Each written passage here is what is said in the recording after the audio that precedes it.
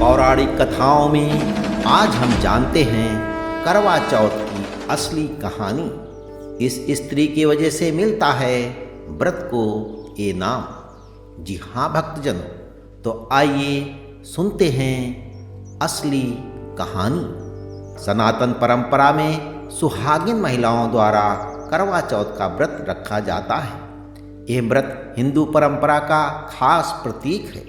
विवाह और दाम्पत्य की मधुरता और पवित्रता का प्रतीक ये त्यौहार हर तरीके से बेहद खास होता है। इस व्रत की कहानियों में एक स्त्री वीरावती की कथा बहुत प्रसिद्ध है और वीरावती एक सेठ की पुत्री है और उसके 7 भाई हैं।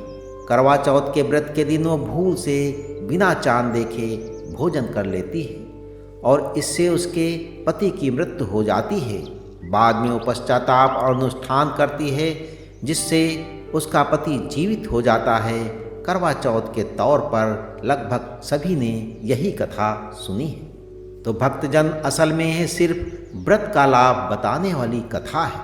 कार्तिक की चतुर्थी का नाम करवा चौथ कैसे पड़ा, इसकी कहानी कुछ और ही है। असल में करवा नाम की एक दूसरी स्त्री की कहानी है जिसने सावित्री की ही तरह अपने पति के प्राण यमराज से बचा लिए थे। तब यमराज ने करवा को उसके प्रति श्रद्धा देखकर वरदान दिया था, इस विशेष दिन को तुम्हारे नाम के व्रत से जाना जाएगा और जो स्त्री ऐसा व्रत करेगी उसका अखंड सुहाग बना रहेगा। तब से ही करवा चौथ की परंपरा चल पड़ी है। तो जानिए करवा चौथ की असली कहानी। प्राचीन समय में करवा नाम की एक पतिव्रता स्त्री थी। वो अपने पति के साथ नदी किनारे के एक गांव में रहती थी। उसका पति वृद्ध था। एक दिन वो नदी में स्नान करने गया। नदी में नहाते समय एक मगर ने उसे पकड़ लिया और इस पर व्यक्ति करवा करवा चिल्लाकर अपनी पत्नी को सहायता के लिए पुकारने लगी। करवा पतिव्रता स्त्री थी। आवाज़ को सुनकर करवा भागकर अपने पति के पास पहुंची। दौड़कर कच्चे धागे से मगर को आन देकर बांध दिया। मगर को सूत के धागे से बांधने के बाद करवा यमराज के पास पहुंची। वह उस समय चित्रगुप्त के खाते देख रहे थे। करवा ने 7 सीख ली और उसने झाड़ना शुरू कर दिया। यमराज के खाते आकाश में उड़ने लगे। यमराज घबरा गए और बोले, देवी तू क्या चाहती है? तो करवा ने कहा, हे प्रभु, एक मगर ने नदी के जल में मेरे पति को पैर पकड़ लिया है। उस मगर को आप अपनी शक्ति से अपने लोक में ले आओ और मेरे पति को चिरायु करो। करवा की बात सुनकर यमराज बोले, देवी अभी मगर की आयु शेष है, अतः आयु रहते हुए मैं असमय मगर को मार नहीं सकता। इस पर करवा ने कहा, यदि मगर को मारकर आप मेरे पति की रक्षा नहीं करोगे तो मैं शाप देकर आपको नष्ट कर दूंगी।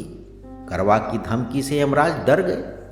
वे करवा के साथ वहां आए जहां मगर ने उसके पति को पकड़ रखा था। यमराज ने मगर को मारकर यमलोक पहुंचा दिया और करवा के पति की प्राण रक्षा कर उसे दीर्घायु प्रदान की। जाते समय वो करवा को सुख समृद्धि देते गए और यह भी वर दिया कि जो स्त्री इस दिन व्रत करेगी उनके सौभाग्य की रक्षा मैं करूँगा।